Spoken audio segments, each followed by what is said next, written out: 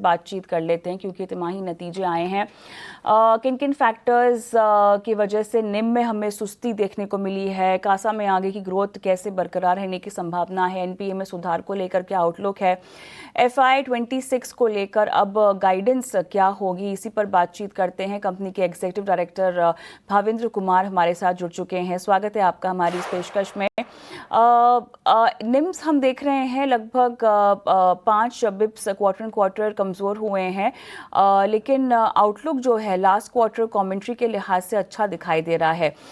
बाकी के बैंक्स ने मॉडरेट मार्जिन्स पोस्ट किए हैं, लेकिन यहाँ पर डिक्लाइन के पीछे आप क्या वजह बताएंगे?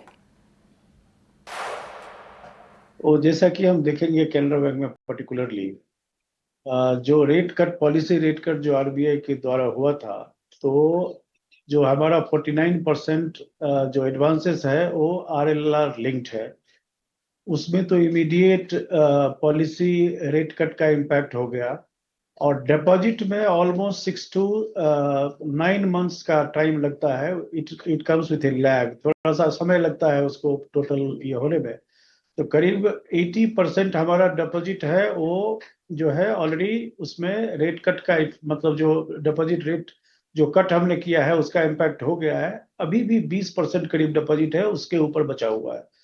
तो मार्च क्वार्टर में हमारा सेंस है जो हमारा जो 5 basis point का जो निम में जो कंट्रक्शन हुआ है, तो समहाउ हम लोग उसको मैनेज कर लेंगे। तो हमारा जो सेंस रहेगा वो 2.45 से 2.50 के बीच में निम जो है कैनरा बैंक का रहने की संभावना है।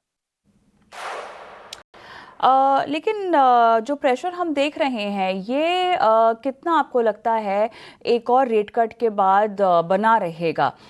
कब तक एक्सपेक्ट कर सकते हैं टर्न अराउंड का एक, और साथ ही इस पूरे वित्त वर्ष की आखिरी तिमाही के लिए आप गाइडेंस भी क्या देंगे?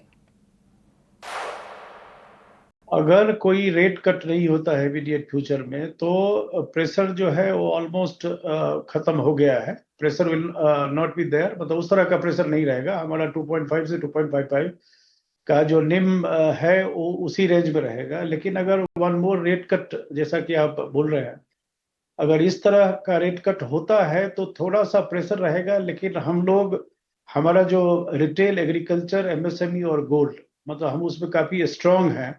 और हमारा जो रेशियो है जो कॉरपोरेट और रैम सेगमेंट का, तो वो करीब 59 और 41% का है। तो हम लोग रैम सेगमेंट में और गोल्ड सेगमेंट में ग्रोथ करने का कोशिश करेंगे, प्रयास करेंगे ज्यादा इस क्वार्टर में और आगे भी, सो दैट जो रेट कट का इम्पैक्ट वो ज्यादा महसूस नहीं होगा बैंक के ऊपर। ट्रेजरी की अगर हम बात कर लें तो यहाँ पे ट्रेजरी इनकम जो है सिग्निफिकेंटली बढ़ी है इस क्वार्टर में, लेकिन इसको लेकर ओवरऑल आउटलुक या रेंज ट्रेजरी इनकम के लिहाज से आप क्या देना चाहेंगे और क्या वो ग्रोथ सस्टेनेबल होगी? एक्चुअली जो ट्रेजरी इनकम जो है ये वन ऑफ इनकम है। हमने जो दो कंपनीज अपने जो लिस्ट की है सब्सिडरीज, कैनरा रेबेको और कैनरा एचएसबीसी लाइफ, तो इसमें करीब हमको 2000 करोड़ मिला था। तो उसका जो है इम्पैक्ट आप देख रहे हैं इसके ऊपर। और हमारा जो जो फी बेस्ड इनकम है उसमें हम पीएसएलसी सेल, मतलब हम फ्रंट रनर है एमंग जो बैंक्स। तो करीब 2000 करोड़ के करीब हमारा वो भी इनकम होता है साल में। तो आगे भी पीएसएलसी तो उसी तरह का होगा, बट ये जो आईपीओ के थ्रू जो हमको मिला था 2000 करोड़ ये नहीं होगा।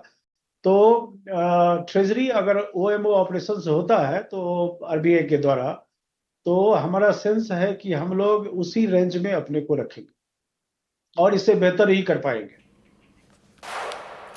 प्रोविजंस यहाँ पर बड़े हैं 10% क्वार्टर एंड क्वार्टर, लेकिन एनपीएस में इम्प्रूवमेंट सिग्निफिकेंटली दर्ज हुई है। ये इम्प्रूवमेंट जो है नेट एनपीएस में लोअर प्रोविजनिंग के को आगे बढ़ावा दे सकती है क्या? नहीं, अभी जो हमारा स्टैंडर्ड एसेट में जो प्रोविजन वो थोड़ा सा बढ़ाना पड़ा है, वो जो है डीसीसीओ जहां जहां चेंज हुआ है उसी के ऊपर थोड़ा सा जो वाई ग्रोथ हुआ है उसमें। तो आगे डीसीसीओ का इम्पैक्ट तो रहेगा, बट देन हम जो प्रोविजनिंग जो है उसी रेंज में देख रहे हैं, कोई ज्यादा प्रोविजनिंग करने की जरूरत नहीं पड़ेगी हम, क्योंकि हमारा एनपीए और एसएमए कंट्रोल में है, और हम लोग 2% के करीब हमारा ग्रॉस एनपीए और 0.6 ये जो हमारा नेट एनपीए भी काफी कम है, तो हम प्रोविजन जो है हमारा उसी रेंज में रहेगा।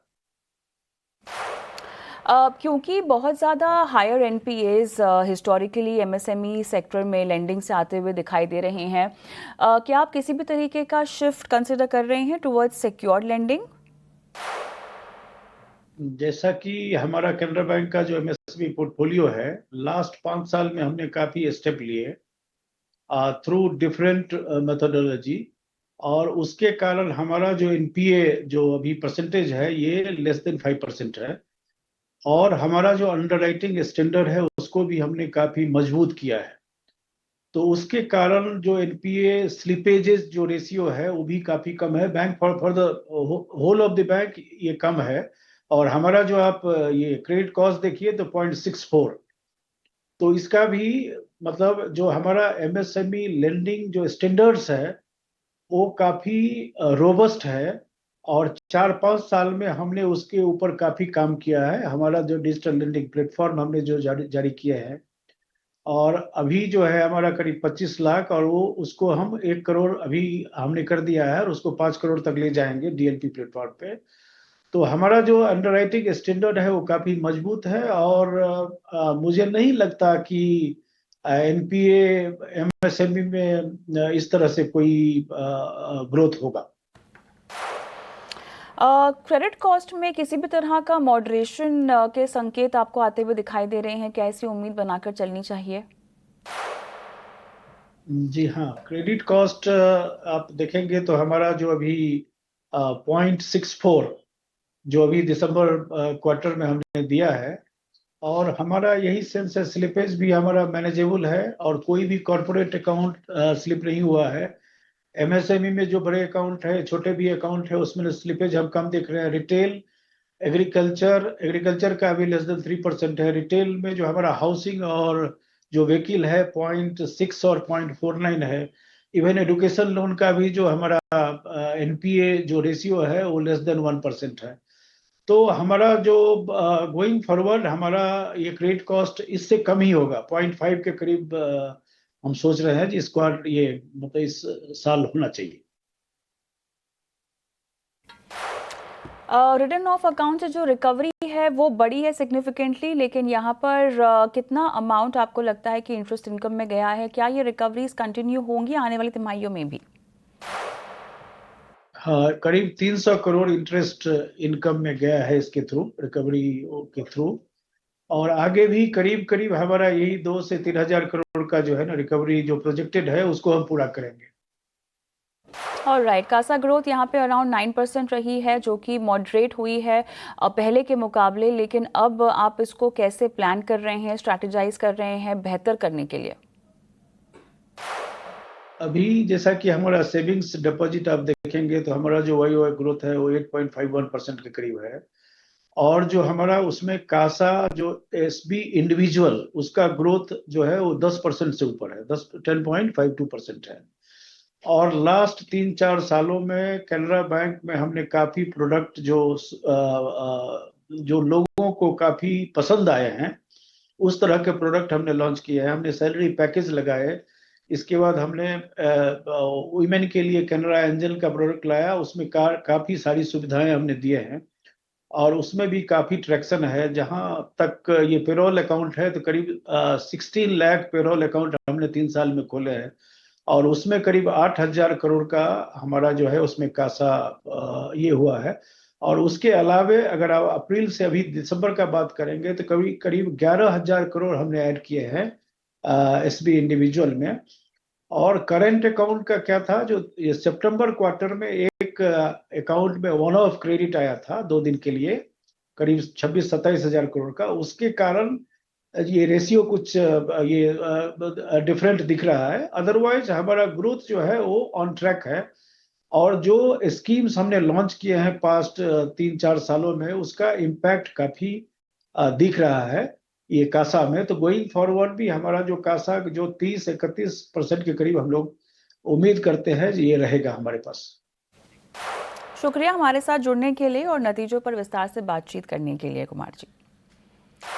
लेकिन मार्केट